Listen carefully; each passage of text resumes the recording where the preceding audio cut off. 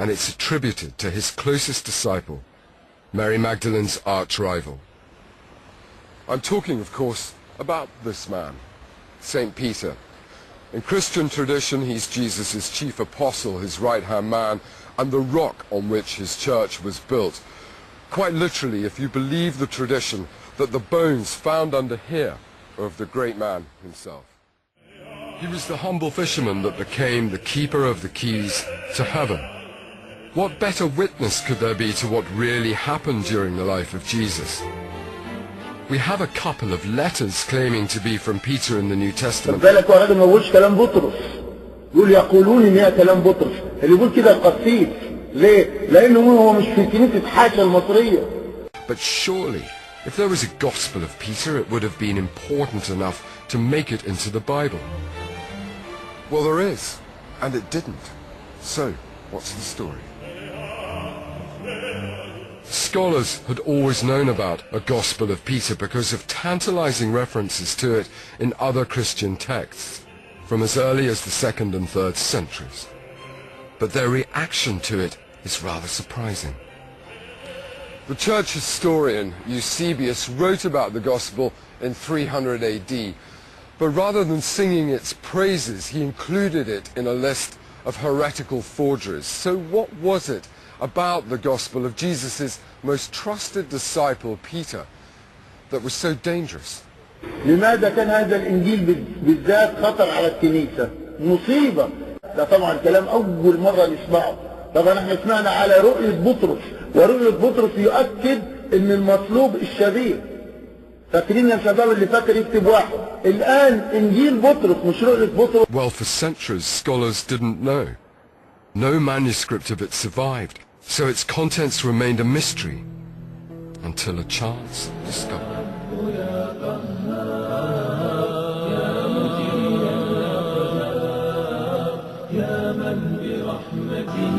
The year is 1886, and a team from the French archaeological mission are excavating the grave of a monk in the mysterious town of Akhmim on the east bank of the Upper Nile.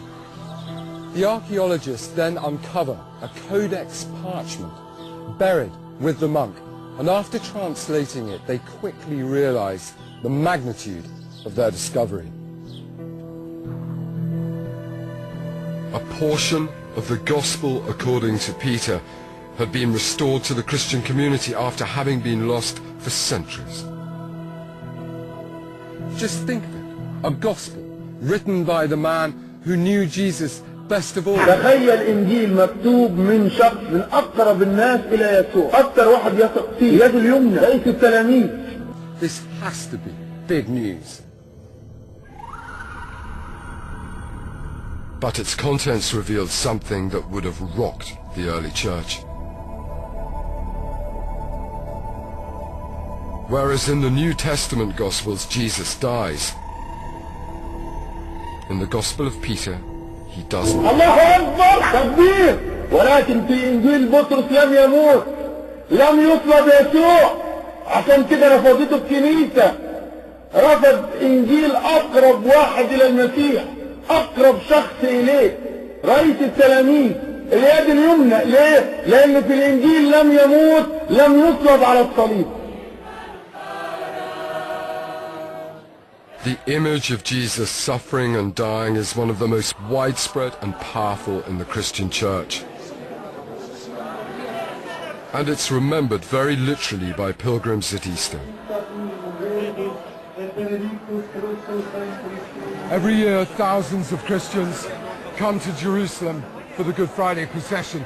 They pack the route that Jesus is supposed to have taken, carrying the cross to his death. يقول عليها Good Friday. لما الإله أخذ الصليب وقالوا وحدوه باسم الآب والابن والروح القدس الإله مات.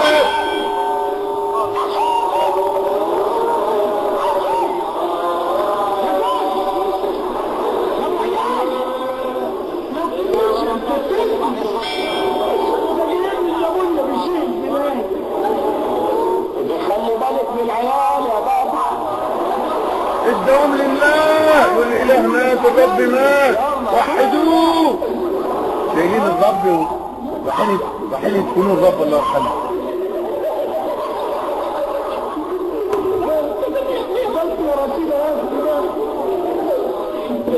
شفتني ولا لا؟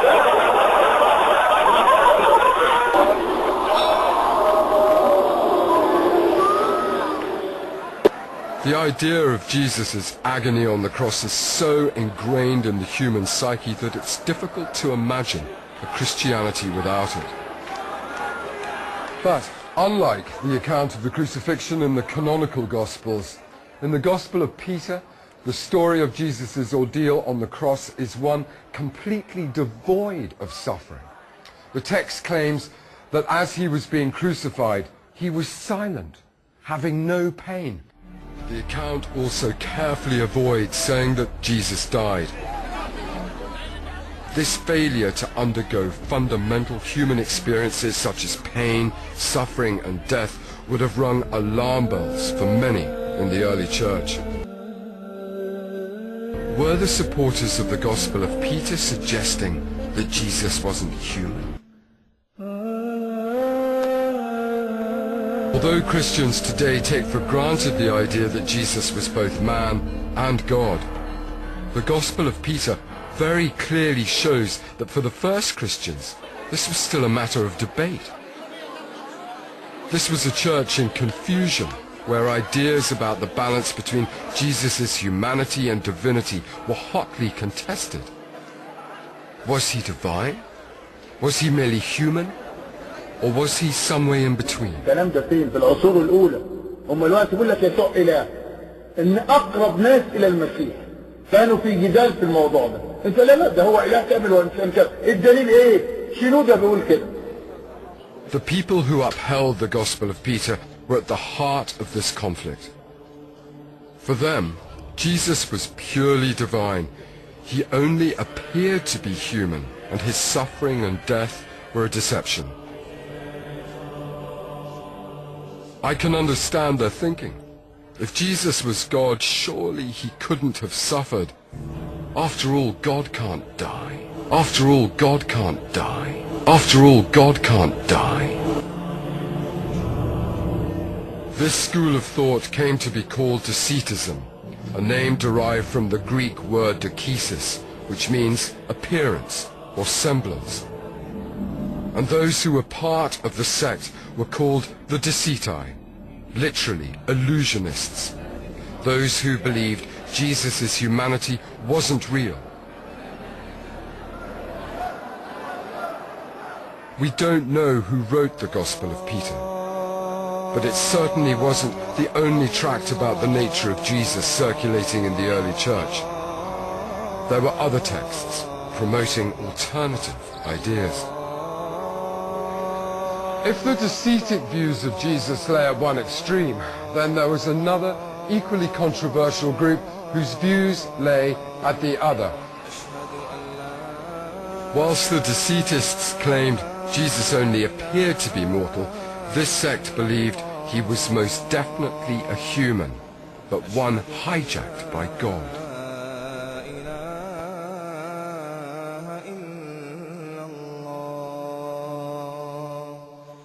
أشهد أن محمدًا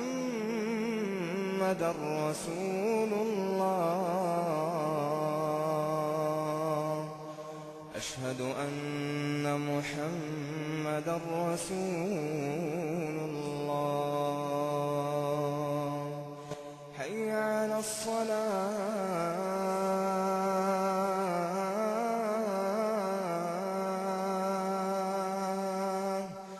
حي على الصلاة